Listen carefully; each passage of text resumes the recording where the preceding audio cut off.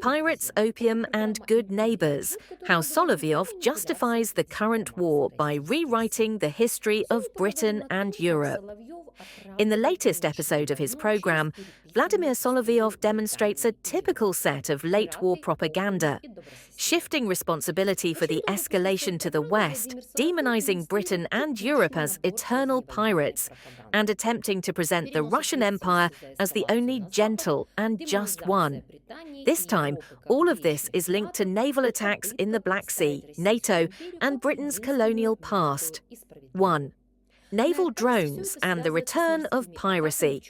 The starting point of the monologue is the topic of naval drones and attacks in Turkish waters. Solovyov makes several characteristic moves, denies Ukraine's sovereignty. There is no Ukrainian naval drone program, there is only a British program. Shifts responsibility for the attacks from Kyiv to London and NATO as a whole. A NATO country in the economic waters of a NATO country. Declares the events a return to the era of piracy and effectively paints a picture of total anarchy at sea. It is important that in this logic, Russia is left out. It is supposedly not involved, but vaguely hints at the possibility of Somali pirates and shadow structures capable of blocking any maritime transport, from grain to weapons. This is a convenient position. On the one hand, Moscow does not take responsibility for the escalation. On the other, it reserves the right to carry out asymmetrical, anonymous actions, which are presented as an almost natural response to British piracy. This creates a dangerous narrative.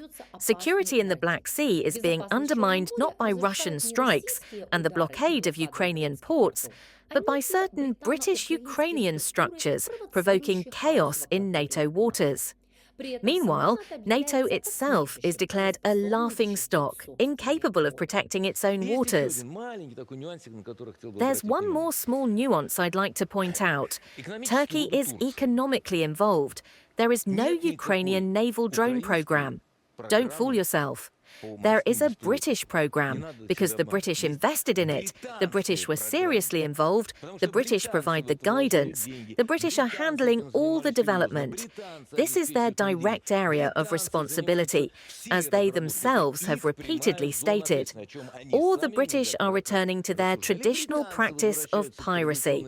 There is no such thing as a shadow Russian fleet. It's no coincidence that the Russian foreign minister has repeatedly pointed this out. There is no such legal term.